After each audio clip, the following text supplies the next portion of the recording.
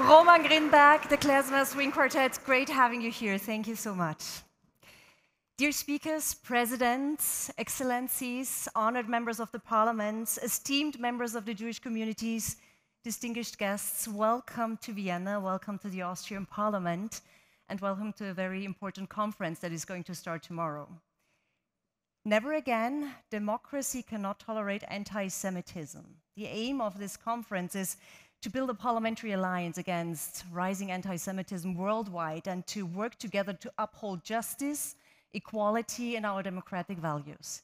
So thank you for being here and being part of that. My name is Barbara Fleißner. I'm going to guide you through this evening, the evening before the conference, and therefore I'd like to introduce you to this evening's host, the conference host. So please welcome the President of the National Council, Wolfgang Sobotka.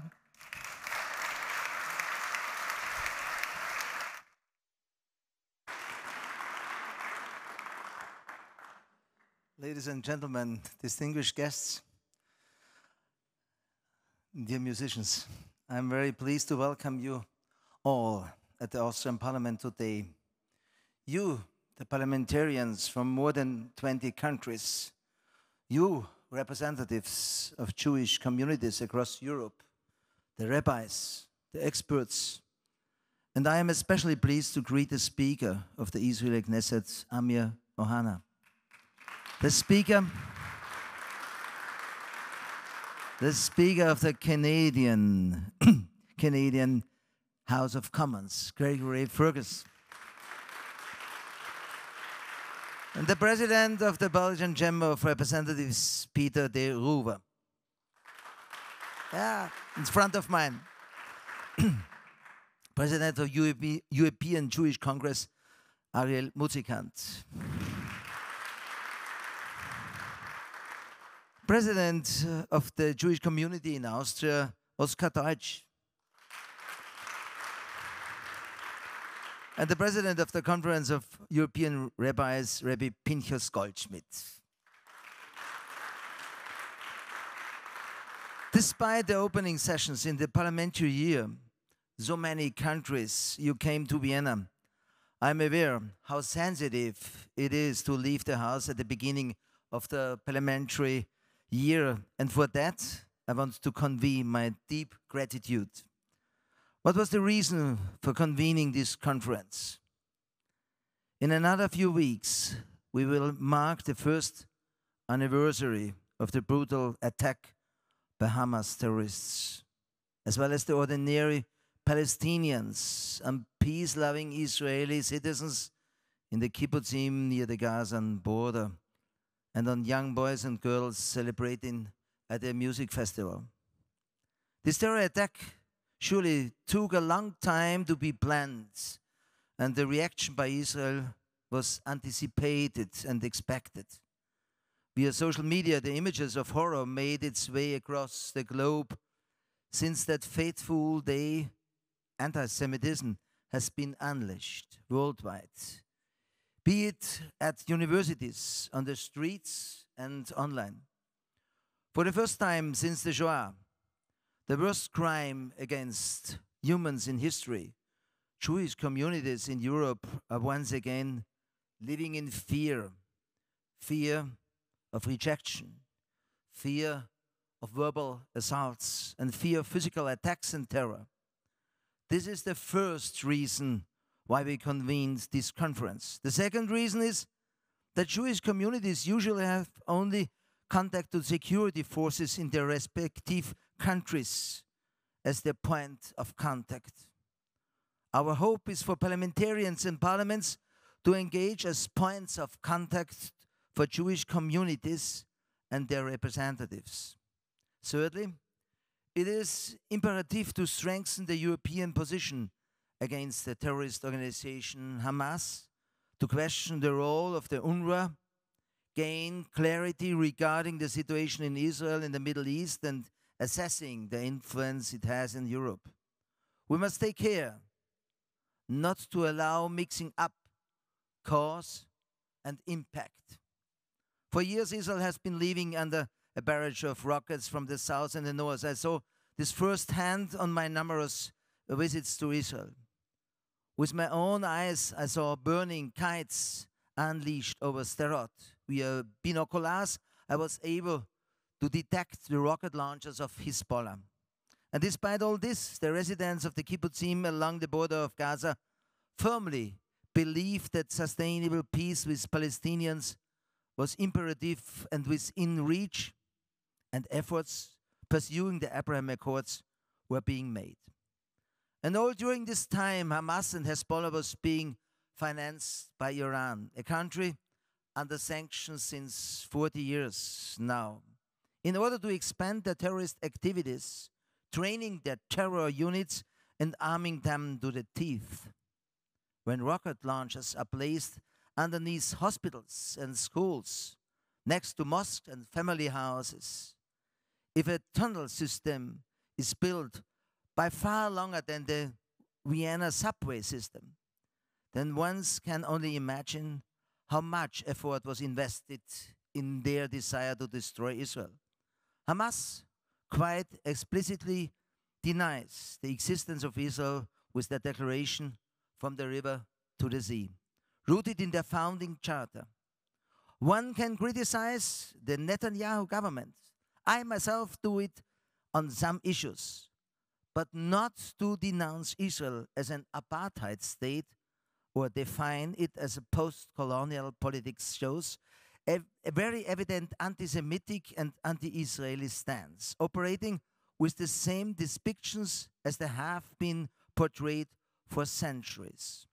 Descriptions such as the Jew, and by extension Israel, is to blame and must be eliminated, or the claim Israelis threats the Palestinians no differently than the Nazis, the Jews, or Jews are child killers, as in the time of Herod. Social media has been hijacked by anti-Israeli opinion that influences the masses. Unfortunately, by now, even the so-called quality media tends to report in a biased manner. For example, when they report on the Israeli attack on the Al-Shifa hospital or on a school in Gaza City, they show images of dead children. But rarely, it is a word mentioned that Hamas, using their own civilian population, women and children, as living shields, is a war crime. Not a word is mentioned that placing ammunition in humanitarian and public institutions is a war crime. The reported by the Weltjournal of the Austrian Broadcasting ORF on September 4th was a subtle, biased report. The vicious attack on October 7th mentioned only occasionally. A sheer number of journalists reported on the situation at the Gaza Strip, the West Bank, and Israel. Were all these reporters, when it comes to the starving children of Yemen, enduring unspeakable suffering since the outbreak of the civil war in 2015? Were other reports on the war in Sudan, where hundreds of people are dying daily? Between 2015 and 2023, Israel was condemned 154 times by the United Nations, while all other countries combined received 75 condemnations in the same duration. While the UNHCR, United Nations Refugee Agency, with some 30,000 employees, take care of 70 million refugees worldwide, the UNRWA, another UN organization, employs between 27 and 30,000 workers, caring for 2.5 million refugees, while permitting the use of the textbook with anti-Semitic content in schools in the Gaza Strip. For years, we in Europe have been aware of right-wing anti-Semitism. Strongly influenced by postmodern view on history, we now also recognize a strong left-wing anti-Semitism and anti-Zionism. Lastly, we have imported a veritable Islamic anti-Semitism through the influx of refugees and labor migration, reflecting the deeply entrenched anti-Semitism in their countries of origin. Demonstrations with chants of "From the River to the Sea," attacks on Jewish students on university campuses, attempt terror attacks on Jewish institutions, make it clear what happens in Israel cannot be viewed in isolation, but must be recognized for its strong impact on significant parts of Europe. The Austrian Parliament's commitment to combat anti-Semitism is not only due to our historic responsibility, but also because we recognize that anti-Semitism expresses an anti-democratic stance and therefore poses a threat to our liberal democracy. All these thoughts and facts lead to this day, to this conference, to recognize the importance of connecting Jewish communities in Europe with parliamentarians, for both feel the impact of these threats, and together we should address these issues. Together we should openly discuss, debate, and analyze these topics, and together maybe find a common ground, engage in dialogues with the Muslim communities, holding them to a clear position in the fight against anti-Semitism. In this sense, I wish you today a pleasant evening. I wish you fruitful discussions and speeches together, and I hope you will enjoy the conference tomorrow.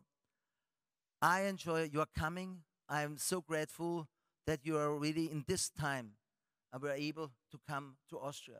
President Ohana, Greg Ferguson from Canada. You have to see how long distance they have, and also our parliamentarian representative of Belgium, of Hungary, and Poland.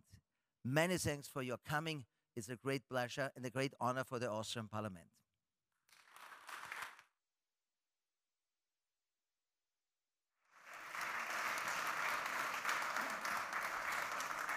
Thank you, Mr. Sobotka. We live in a crucial time, as Mr. Sobotka said. The situation for Jewish people all around the world is alarming. We do not need speeches, we need action. That's what Ariel Musikant said a few months ago, I remember. And it's a real pleasure having him here tonight. So please welcome the President of the European Jewish Congress, Ariel Musikant.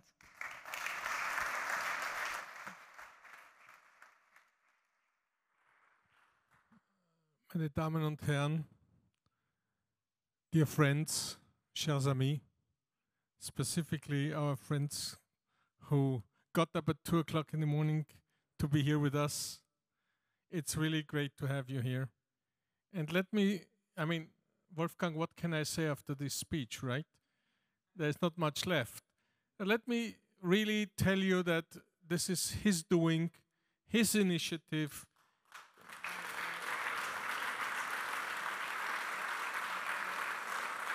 And we are extremely thankful for all you did, not just for the Jewish people of Austria, but what you did in the last years and years and years to fight anti-Semitism, to build Europe, and to represent Austria in the way they did. And I must say again and again how much we're going to miss you after this coming election.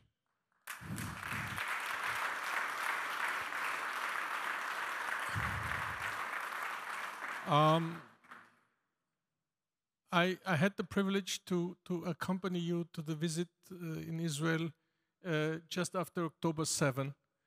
And we were in Sderot, and we were in the Kibbutzim, and we were on this place where the festival took place. And we saw with our own eyes, again and again, with journalists, with community members, with my colleagues from the European Jewish Congress. We had 4 trips immediately after October 7. And it is so difficult to express all these feelings we had and all these terrible thoughts we still have, considering that still 100+ hostages are still there, and the families of the victims and all that. And then we open up Austrian television, as you mentioned, Weltjournal on September 4th, and we see a biased film. We open up BBC and we see a series of biased reports. We open the news today and we have Mr. Volker Türk, the Austrian representative to the United Nations for Human Rights, lashing out at Israel of the terrible behavior of Israel in the West Bank. What Mr. Türk did not mention, and what nobody hears and nobody knows, is that in this 11 months, there were 4,973 terror attacks in the West Bank, with 30 Israelis killed. This is not worth even a sideline in the news. So how does the European jury feel in this situation? Last week there was a football game in the National League where Belgium was supposed to play Israel, but they couldn't have it in Belgium. They had to go to Hungary because the Belgian police or whatever was not able to guarantee the security of the game. I mean, where are we? We are in Europe. A football game, a soccer game between Belgium and Israel cannot take place in Belgium. And this is 2 examples or 3 examples. I can go on and on and on. What I want to say with all this is that there is a 1.5 million Jews left, and I say left in Europe. They are proud Jews today. They live Jewish lives. We have 42 members of the European Jewish Congress, and I'm very proud that so many of my presidents made the effort to come. I look around and I see 12 communities represented by their leaders to show how much this problem hurts us, how much the European Jewry today is caught between, I say in German, pest and cholera. Pest is the extreme right, cholera is the extreme left, and then we have the Islamic radicals. So it's pest, cholera, and something else. And whatever, the Jews are the victims. So, yes, Wolfgang, this is a major issue. And 12 years ago, we started an initiative to convince the 27, 28 European countries to foster the security. Today, everybody understands, and every member of the EU is helping to secure the Jewish communities. There's not one country in Europe where the government, the police, the law enforcement agencies, and so on and so forth, don't cooperate with the Jewish communities to make sure that the Jews are protected. And again, Austria was a role model for this, and I really thank this. You were then Minister of Interior, and you had other functions. Austria really was one of the first countries where they decided to take care of the security costs of the Jewish communities.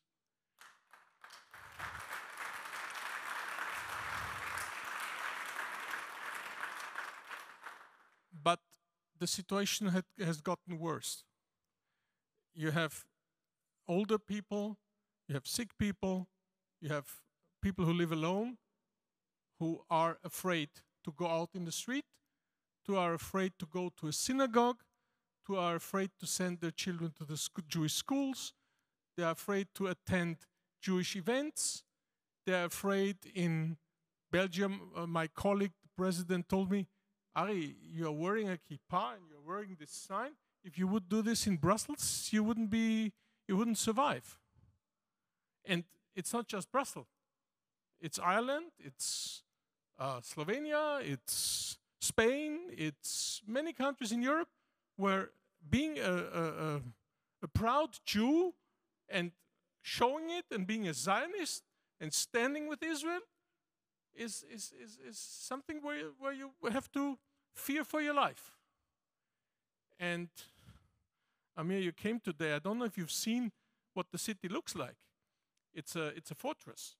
Every second house you have police and this and that. Why did we get here? What is happening with this world?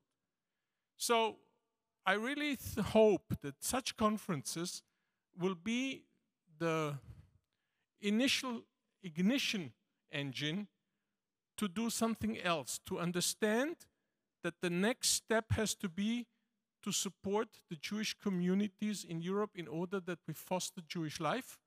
Again, Austria is doing it, but we have to have this in every single country. Katharina, you passed this as a resolution of the European Commission in 21, correct? But it is not implemented yet. We need this, so we have the parliamentarians here.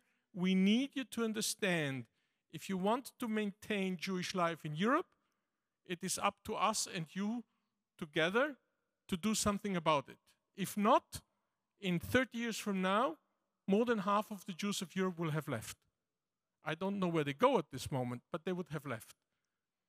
Toronto is no, sorry, my colleague from Canada, but Toronto is no plan B anymore after what's going on there. With all respect, I have family there.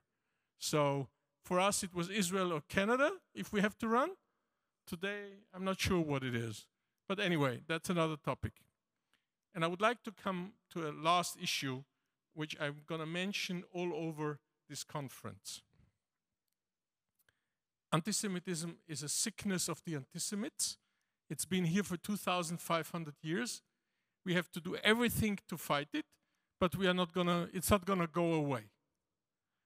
What is making me nervous more than antisemitism today is the forces in Europe which are now fighting for illiberal democracies, meaning getting rid of freedom of press, getting rid of democratic values, getting rid of rights of women, rights of LGBT rights of every group which is a minority.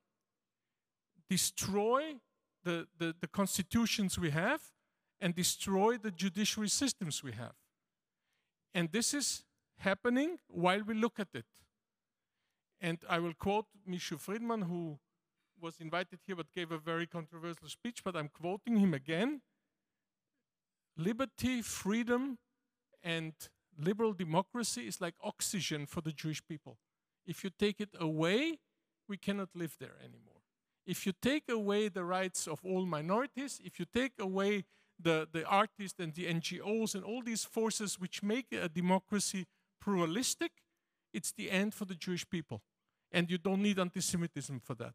It's going to happen because of the other things. And with this, I mean specifically the problems we are facing with the extreme right in certain countries and the extreme left in certain countries, who want to abolish our Europe as we know it today.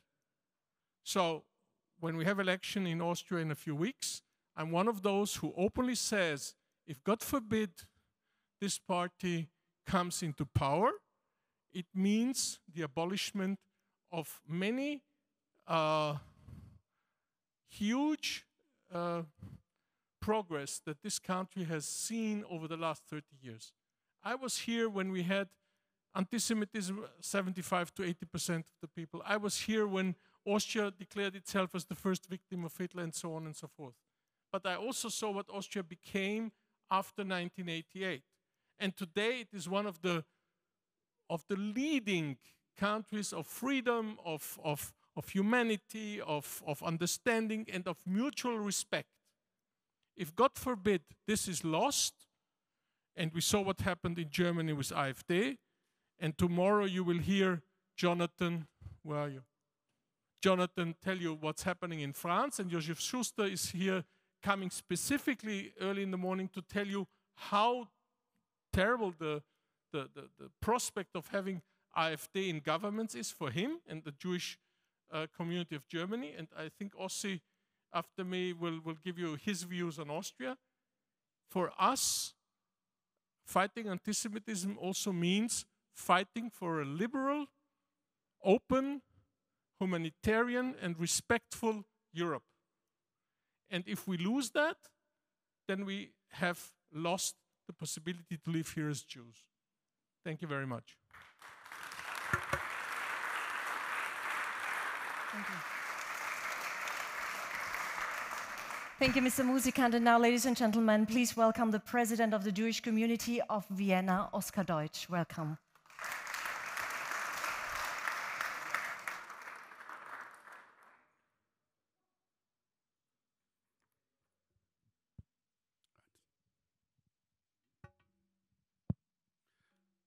Speaker of the Knesset, Amir Ohana, President of the Austrian Parliament, Wolfgang Sobotka, Kvod HaRabbanim, Presidents of Jewish communities in Europe, ladies and gentlemen. This conference and the gathering of Parliamentarians and Presidents of Jewish communities in Europe, hosted in the Austrian Parliament by the President Wolfgang Sobotka, should be a celebratory event full of joy. But it's not. It's impossible to be joyful in the face of the repeated focus of yet another conference on the ever-growing, since October last year, even exploding anti-Semitic virus. An explosion of almost 500% of reported anti-Semitic incidents alone in Austria, as in worldwide aftermath of the still unimaginable horrors of the 7th of October terror attack, the pogrom, including here in Austria the burning of a cemetery hall, physical attacks on Jewish kids on their way to school, bullying in classrooms, anti-Semitic sprayings on Jewish stores, and massive threats online and offline. This is just the tip of the iceberg. Don't even get me started about the insecurity and fear of community members seriously thinking about leaving Europe, hiding their Stars of David, not coming to the synagogue anymore, again, for the first time after the Shoah. And none of this is even portrayed by the statistics of the anti-Semitism reports. But this is not an Austrian phenomenon. I am almost ashamed to yet again raise this issue, especially in front of you, the president of other Jewish communities in Europe, who are facing even more horrifying numbers of anti-Semitic incidents, hatred, and radical political parties in their own countries. I am sickened, but never will be tired to address this issue openly. And despite all the challenges, obey the fundamental requirements of any Jewish community, the requirements to stay optimistic no matter what, to fight what we rebuilt after the Shoah, the gift of Jewish life, culture, and heritage once again in the midst of Europe's society, our society, in close ties and support with the Jewish state, with Israel. But this gift, this wonder of modern Europe, with its inseparable Jewish heritage and life, is once again, and it pains to say this in all honesty, this wonder is once again under existential threat. This gift is being attacked from too many sides. Even as we speak, anti-Semitic and anti-Israel propaganda is acted out in front of this very parliament as a direct reaction to this conference comprised of a strange mix of convinced Islamist terror supporters and useful, mostly far-left idiots with historical amnesia. Never has the threat against Jewish life been so imminent, so shockingly open and accepted, such as now, be it from the radical left or Islamists. And let's not forget the far right, who is destabilizing our liberal democracies, the very democracies that brought Jews and non-Jews alike freedom and security. Instead of a wave of support, a wave of empathy and solidarity after the horrors of the 7th of October, we, The Jewish communities in Israel alike are facing a growing wave of hate through many parts of society. Its further escalation only being prevented by an incredible effort of heightened security, police protection, and military assistance. What a shame. What a disgrace in Europe in the year 2024. But let's not forget, huge parts of society and politics, also in Austria, stand in solidarity with its Jewish community and with Israel alike. I want to thank each and everyone in Austria who is standing up against this oldest form of hate, standing up against anti-Semitism. In Austria, the Freedom Party leads the polls. The FPÖ might become the largest fraction in the Austrian National Parliament at the end of this month. Please, don't get me wrong. I'm a strong supporter in believing in democracy and the balancing between left, center, or right. But this FPÖ is not just any right-wing party. This is the political wing of the far-right extremist fraternities. This ideology is in direct continuation of the National Socialist narratives and mindset, deeply rooted in its party's core and with an SS officer as its founding member, with racist and anti-Semitic rhetoric as part of its program.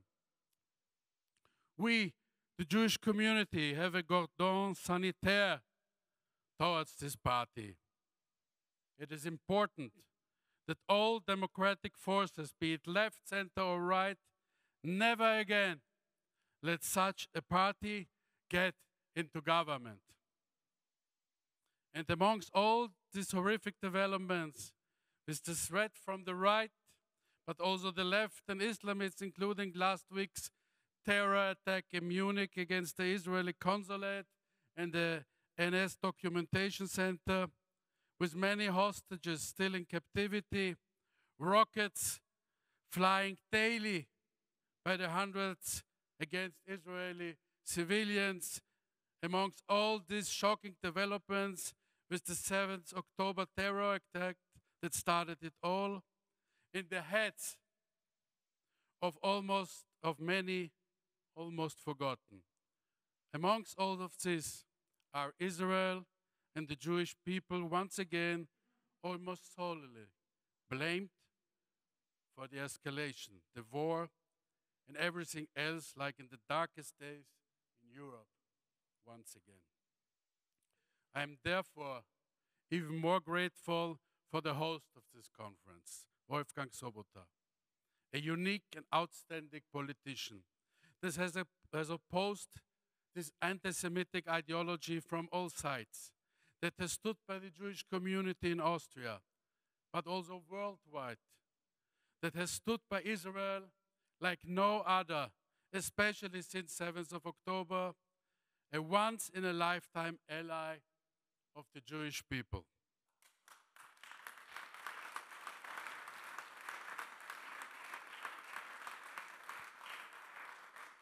We all can thank you, and we cannot thank you enough. And I don't want to and cannot imagine what Jewish life in Austria and Europe will be without you as a president of the Austrian parliament. What a mensch you are, Wolfgang. Kol hakavod.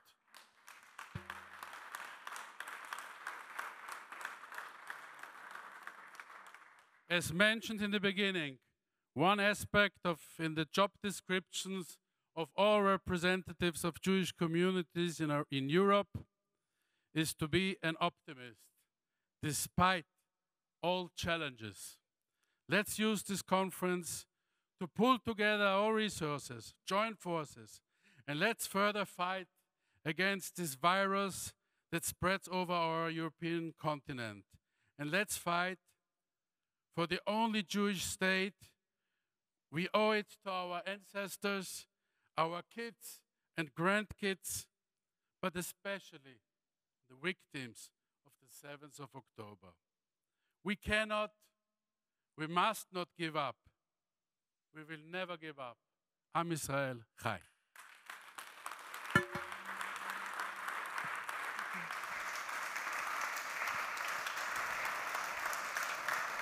Thank you, Mr. Deutsch.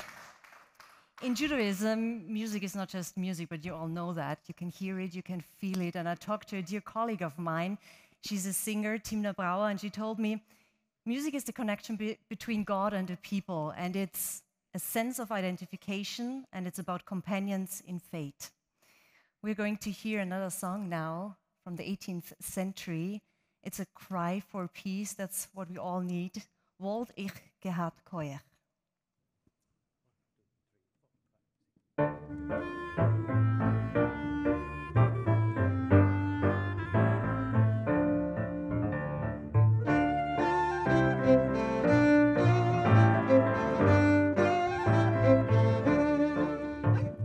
Wollt ich gehad koech, wollt ich gelaufen in die Gassen, wollt ich geschrien heuch, Scholem, Scholem, Scholem, wollt ich gehad koech, wollt ich gelaufen in die Gassen, wollt ich geschrien heuch, Scholem, Scholem, Scholem.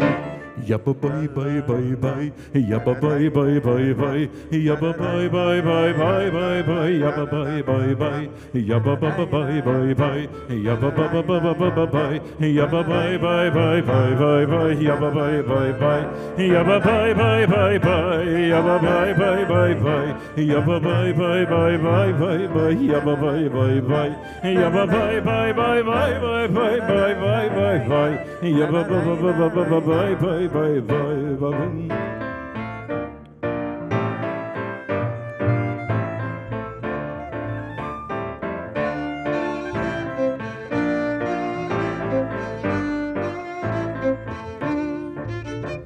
Zusammen wir haben Koech, zusammen zu laufen in die Gassen, zusammen zu schreien Heuech.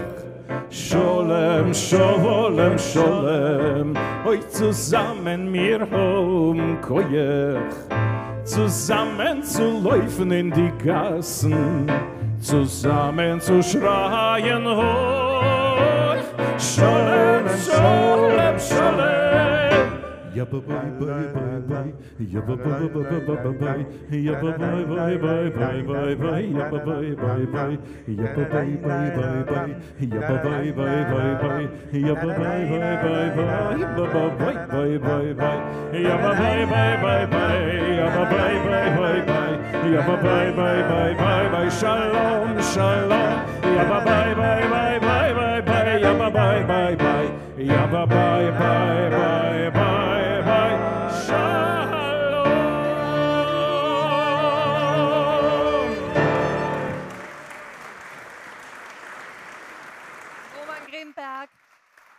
Roman Grinberg, Klezmer Orchestra, thank you so much.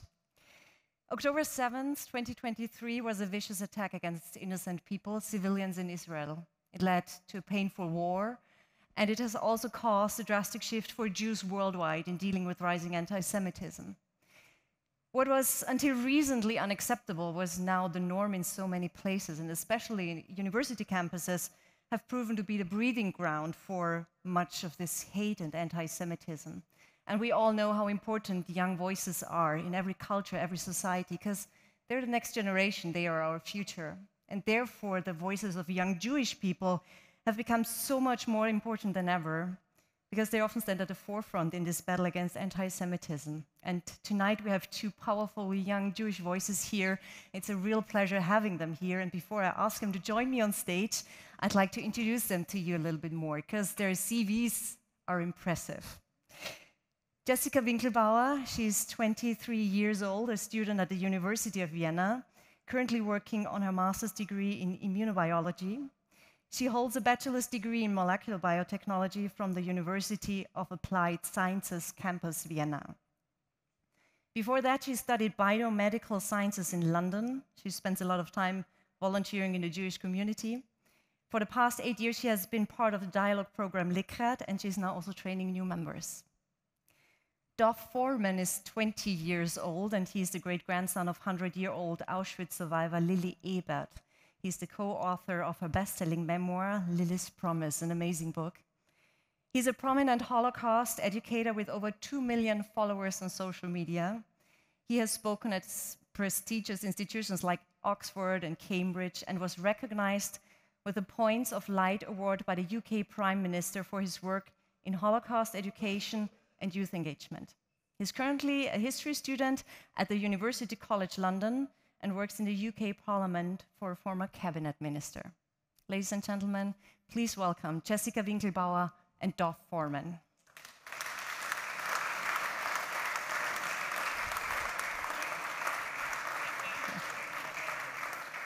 It's so great having you here. Thank you for your time.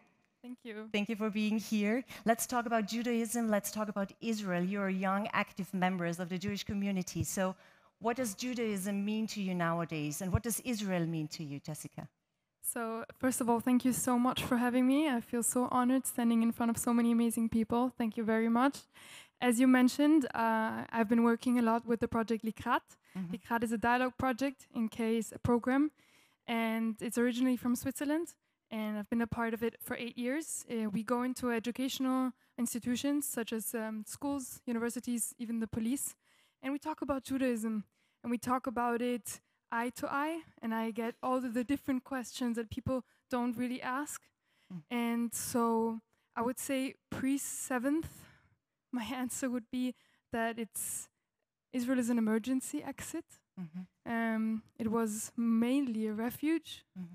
But after the 7th, after this renewal of the generational trauma that we've been given to, that we've lived now through, my relationship to Israel has strengthened, and I see it with my friends, I see it with my family, that we want to be a bigger part of the fight against anti-Semitism, of our rights, and also maybe a little bit getting closer to the religion and finding to be one people and so much closer to Israel than we might be.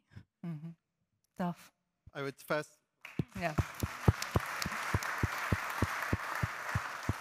Firstly, again, thank you so much. It's an inspiration to be here in the heart of democracy here in Austria, in such a magnificent building, to be standing here at a conference which frankly should not be needed, but the fact that it is and the fact that this has been put on, thank you for doing this. It's incredible to be here. It's a difficult question, but one which is so important. What does Judaism mean for me? I'm the great-grandson of a Holocaust survivor, an Auschwitz survivor, who grew up only a few 100 kilometers away, or not even in Hungary. And for me, Judaism, part of it is to do with persecution, preserving the story of the Holocaust, preserving my great-grandmother's memory, and ensuring that when we say never again, it's not just a platitude, it's not just something which is on a board, we actually mean that. And that means that coming to conferences like this and actually implementing things, not just saying things with words. And so for me, Judaism is so often to do with trauma, to do with prejudice. But on the other side, it's also about community, it's about hope, it's about family. My great-grandmother's almost entire family was murdered in Auschwitz. But I never once heard her complain. I only ever heard her with a smile saying beautiful things about Judaism, about life, and saying how we have to carry on.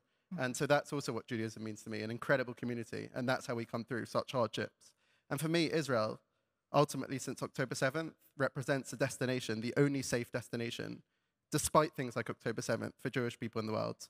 Because we know that despite saying never again, that promise, unfortunately it seems, across the Western world, across countries where, again, politicians for decades have got up and said that they won't allow this to happen again.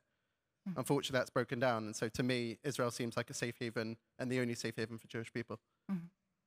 You have been a university student since September 2023, so shortly before the attack. Did you experience anti-Semitism on off campus before the attack, and how has it changed over the last year?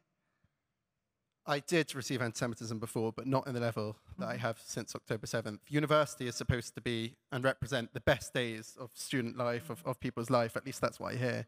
For me, it's only represented the opposite of that. I don't have one single non-Jewish friend from university, and that's because every single day I would wake up in the morning, I would look at our group chat from university and see anti-Semitism on there since October 7th. I would then go to the train station on the way to university and see anti-Semitic spray paint. I would get to university and see people camping out at an encampment, calling for things like an intifada until victory, or calling for from the river to the sea. We both know what that means, a genocide against Jewish people in the state of Israel. I mean, I once spoke to these people. I said, do you know what an intifada is? They said, no. I said, let me tell you. The intifada is like what we've seen on the streets of England when there's a London Bridge terror attacks, when innocent civilians are blown up for no reason other than the fact that they were there in that very moment. And that's what an intifada is, and that's what these people don't understand. I would then go to my lecture, and this is what happened in a history lecture. I study history of Nazi Germany.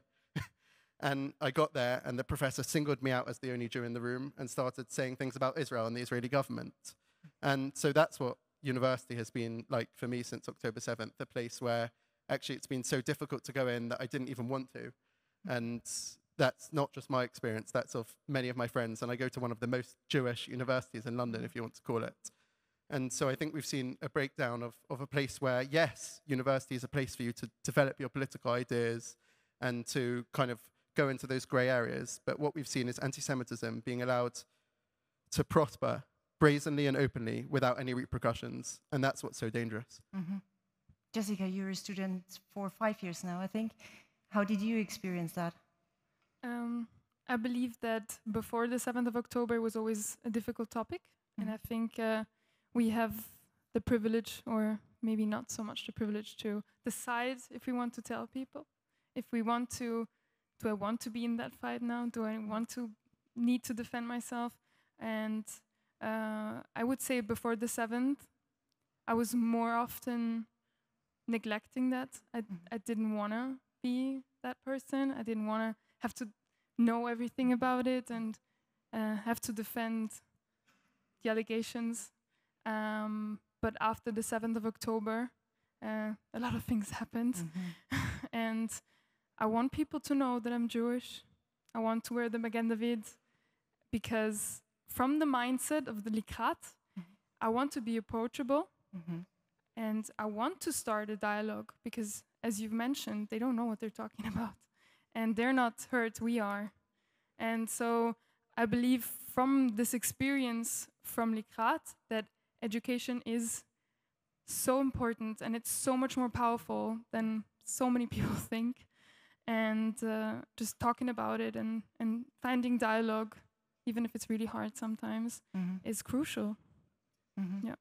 I should come in there and say, actually, what we've seen on university has fascinated me most because we've seen a complete breakdown of the usual structures of anti-Semitism. It's the horseshoe theory all again, where the extreme left and extreme right are coming and being anti-Semitic.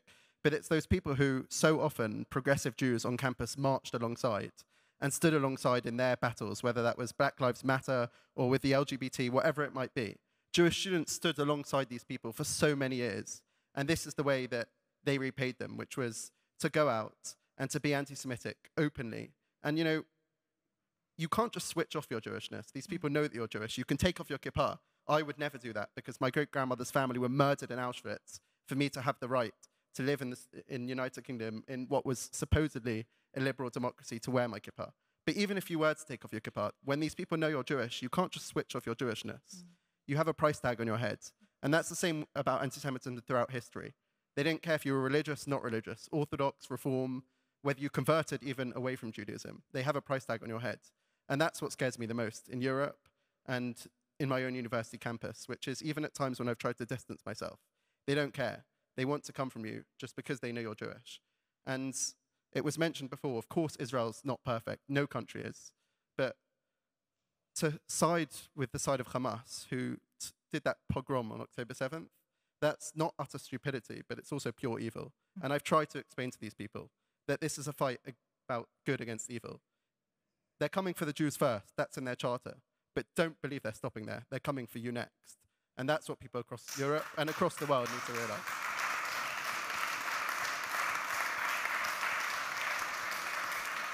What do you say about the reactions from politicians all around the world?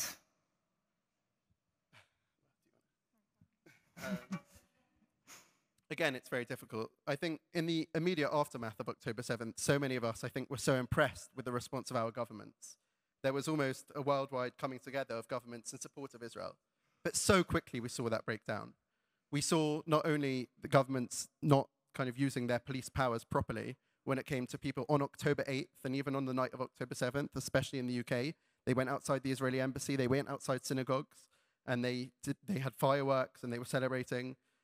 And the government did nothing about that, despite their words. But let me speak about the government now in the UK, the new Labour government, who have just suspended 30 arms export licenses to the UK, to Israel. And I think what that sends, the message, again, to Hamas, to Iran, and to the axis of evil which is rising in the world, which is Iran, China, Russia, the message, and North Korea, the message you send to them as a government and as politicians when you start to falter in your support for Israel, in its ability to defend its borders and to secure its people, the message you send to Hamas is that take hostages, execute innocent individuals in their beds, on their streets, in their communities, peace-loving communities. We're on your side, Hamas. That's the message which the UK government has just sent to Hamas and to these terror organizations, but also which ordinary people have been sending to them since October 8th by marching on those streets, which is, you do these things, and this is how we'll react. But again, I think in the immediate aftermath of October 7th, I was incredibly happy and pleased that the response, that should have been the response. But very quickly, I think we saw that change. And I think that the terror organizations see when governments falter and they capitalize on that. Jessica, did the reactions impact your lives personally or the lives of your community? So I think it would be important to say that I live in a country that was really a role model when it came to the reactions after the 7th of October. I have the privilege to feel heard, to feel represented as a Jew, as a young Jewish girl in Vienna and Austria. And these words were also followed by actions. And I have to point out that we see so much support in the fight against anti-Semitism, and I, as an individual, feel so supported with my work and the organizations that I can work with, and how that makes me feel. We've talked so much about, is it still possible to turn the tables around? Can we stay here? Should we go? Where do we go? Can we go there? I don't know. It's complicated for me as a 23-year-old, but I can guess for everyone to ask yourself, do I have a future here? Do I have a safe future here? Or do I have a safe future in Israel? But for the moment, I feel heard. I feel represented. Internationally, I wouldn't say that I felt so supported, especially when it comes to the very delayed response of the UN Women, when it came to the abuse and the atrocities that happened on the 7th of October. I don't want to go into detail, but it makes a Jewish woman feel very weird, hurt. I feel ashamed being represented by these women. And I ask myself, am I also a victim if I'm Jewish? And yeah, that was hard to take in, but I'm doing a lot against it. I'm trying to do my part, and I hope that people come, as I said, and approach and help, because this is not a problem from us. This is a problem of the society, and I just hope that we can work together as we do, and hope for the best. Let's talk.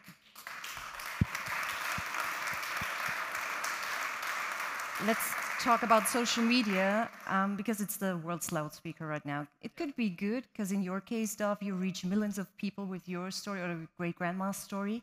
But on the other side, it's an anonymous place too, and people feel free to write spiteful, hurtful, anti-Semitic views. So do you agree that the World Wide Web is where one experiences most anti-Semitism?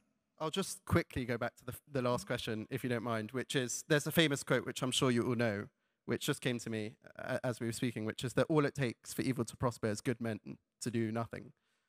And that's what I think we've seen in the West over the last 11 months now. It's crazy to think that it's 11 months that we're standing here in this fight against evil. good people have stood by again. And never again did not just mean never again would ordinary people, Jewish people, be crammed into gas chambers because they were born Jewish. It also meant that never again would good, ordinary people stand idly by as this persecution, as this hatred was going on. Anti-Semitism is the oldest form of hatred. It's a virus that consistently mutates. It will never go away.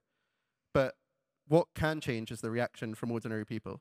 And that hasn't changed. And clearly people haven't learned. And if we forget the past, then we're doomed to repeat it. And I fear that we are going to repeat it. Because, again, that promise of never again is not being upheld. And good people, good politicians, are doing nothing and are standing by and aren't using their voice. In the case of the UK, because of fear out of certain blocks and certain voting blocks, and they're scared that they might not get voted back in. In other countries, it might be different reasons, but that's how I'd finish that answer. In the case of social media, everything in life can be used for good or bad. And social media is an example of that. 3 years ago, during COVID, my great-grandmother, who was an Auschwitz survivor, moved in with us. When she was in Auschwitz, she promised herself, if I survive, I would tell the world my story. She survived, and she began for years telling her story in schools, universities, places of faith, places of work. And then COVID hit, and she wasn't able to do that. And I began asking her questions. And then I realized, wow, her answers are incredible. I've heard things which she never told me before. Why don't I start recording this and putting it online? And within a few days, I started on Twitter.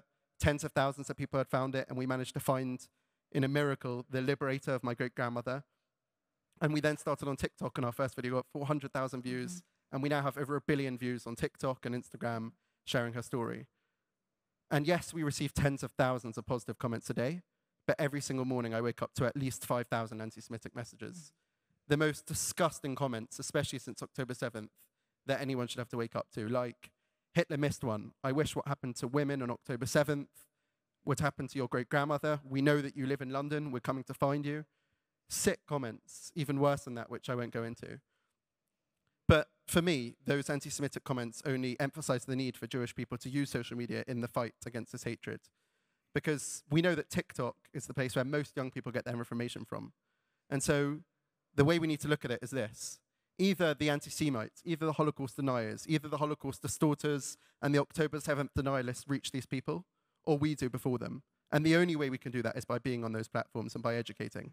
And so every time I receive an anti-Semitic comment, I say to myself, look, my education clearly is not going to help you. I've done all I can.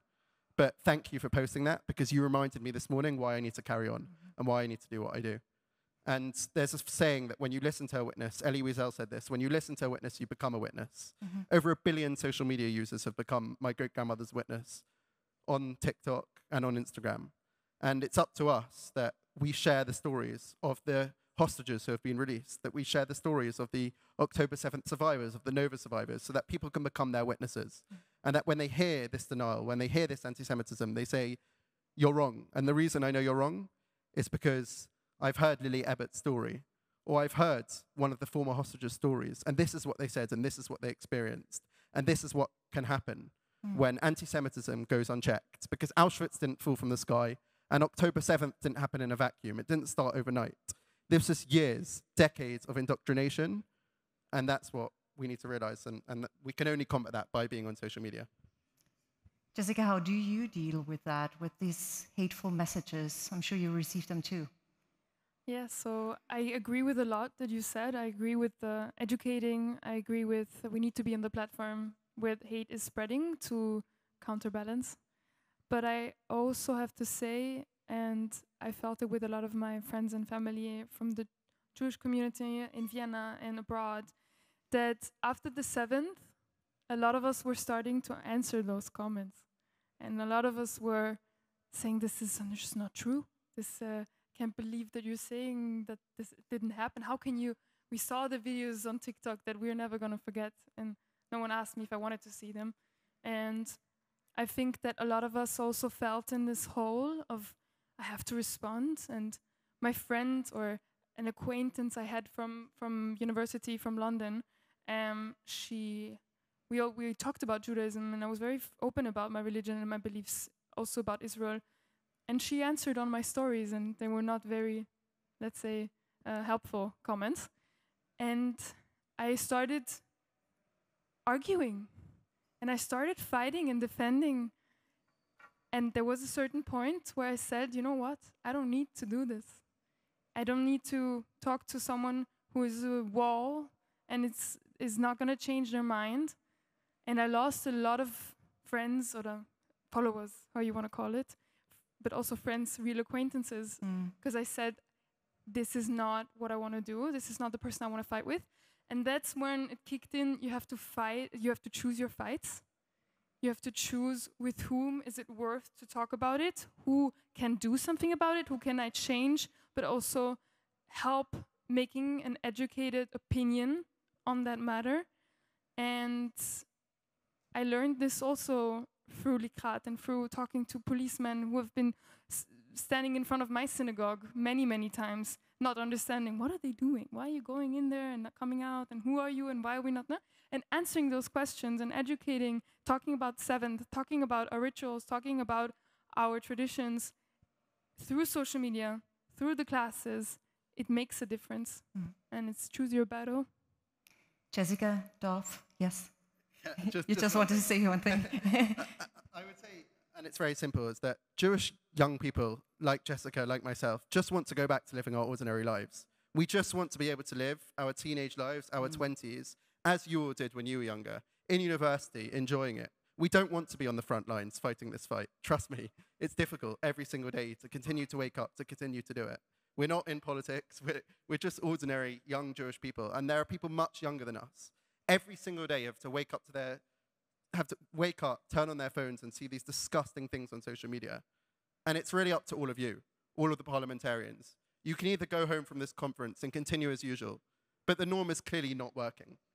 And so, again, we don't want to be in that position. You have to continue to take that mantle and to do more, because it's not, whatever's being done at the moment is not working. And ultimately, the way that you can do that is to try and hold the social media companies to account more, because they can flick a button which turns this off, which says that anti-Semitism is not allowed.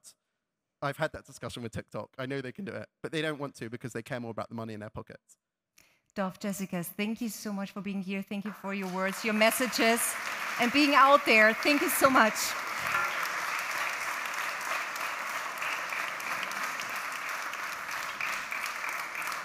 Ladies and gentlemen, it's now time to connect, to communicate, to bond. You will have the time now. There's also food, of course, in the column hall out there. We have two kinds of catering for you. One is going to be served, and the other is kosher and self-service.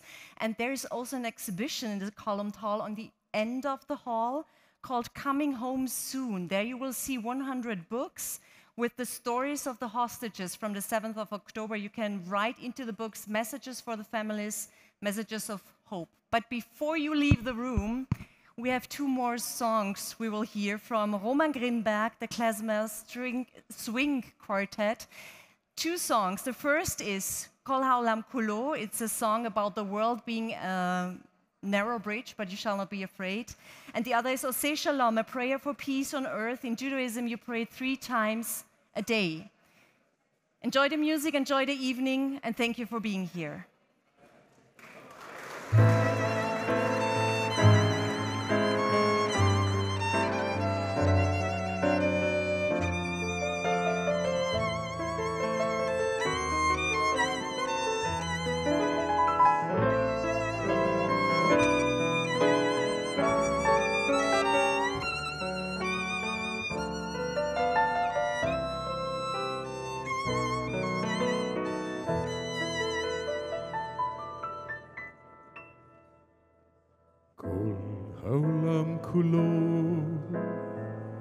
גשר צר מאוד, גשר צר מאוד, גשר צר מאוד, כל העולם כולו, גשר צר מאוד, גשר צר מאוד.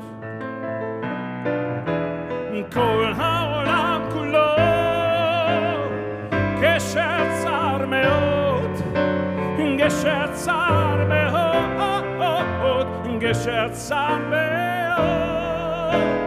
כל העולם כולו, גשר צר מאוד, גשר צר מאוד.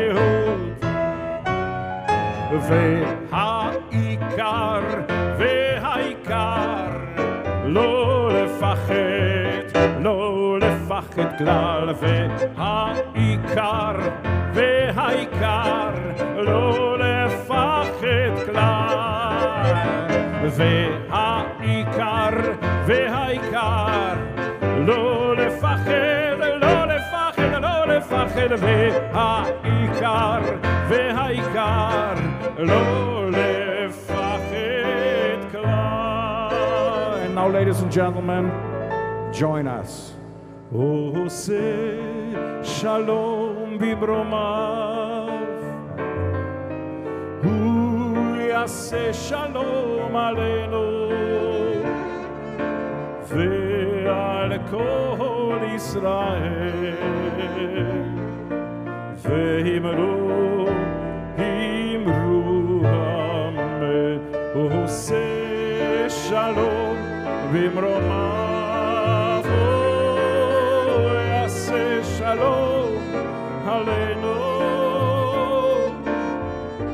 ועל כל ישראל,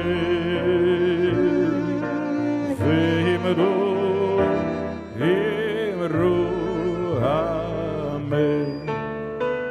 יעשה שלום, יעשה שלום, שלום עלינו ועל כל ישראל. יעשה שלום, יעשה שלום, שלום עלינו ועל כל ישראל.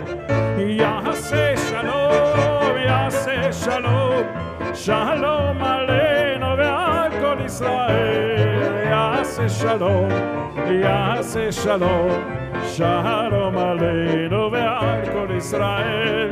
יעשה שלום, יעשה שלום, שלום